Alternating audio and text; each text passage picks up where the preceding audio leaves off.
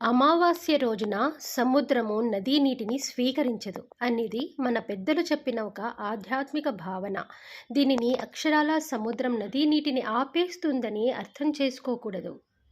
నది ఎప్పుడూ ప్రవహిస్తూనే ఉంటుంది. అది కొండల నుంచి, చెరువుల నుంచి, వర్షం నుంచి నీటిని తీసుకొని చివరికి సముద్రంలో కలుస్తుంది.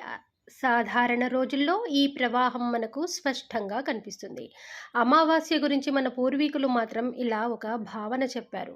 ఈరోజు సముద్రం బయట నుంచి వచ్చే ప్రవాహాన్ని తీసుకోవడం కంటే తనలోని శక్తిని నిలుపుకునే రోజు. దీని కారణంగా చంద్రుని ప్రభావాన్ని కూడా వారు గమనించారు. అమావాస్య సమయంలో సూర్యుడు, చంద్రుడు ఒకే వైపు ఉండటం వల్ల సముద్రంలో ఆటుపోట్లు, అలల మార్పులు ఎక్కువగా ఉండవచ్చు.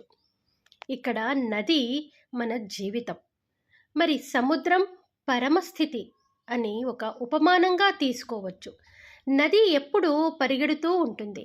మనిషి జీవితం కూడా అలాగే కోరికలు, ఆలోచనలు, పనులు, బాధ్యతలతో నిరంతరం పరిగెడుతూనే ఉంటుంది.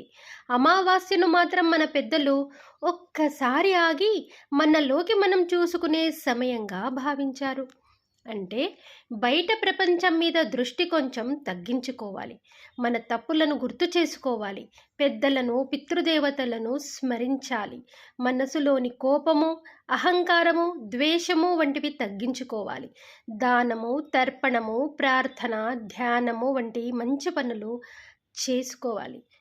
కాబట్టి సముద్రం నదీ నీటిని స్వీకరించదు అనే మాట వెనుక ఉన్న అసలు సందేశం ఆధ్యాత్మికంగా చూస్తే ప్రవాహాన్ని ఆపడం కాదు, మనలోని అశాంతిని కొద్దిసేపు ఆపి మనల్ని మనం పరిశీలించుకోవడం అన్నమాట. భౌతికంగా మాత్రం సముద్రం అమావాస్య రోజున కూడా నదీ నీటిని స్వీకరిస్తూనే ఉంటుంది.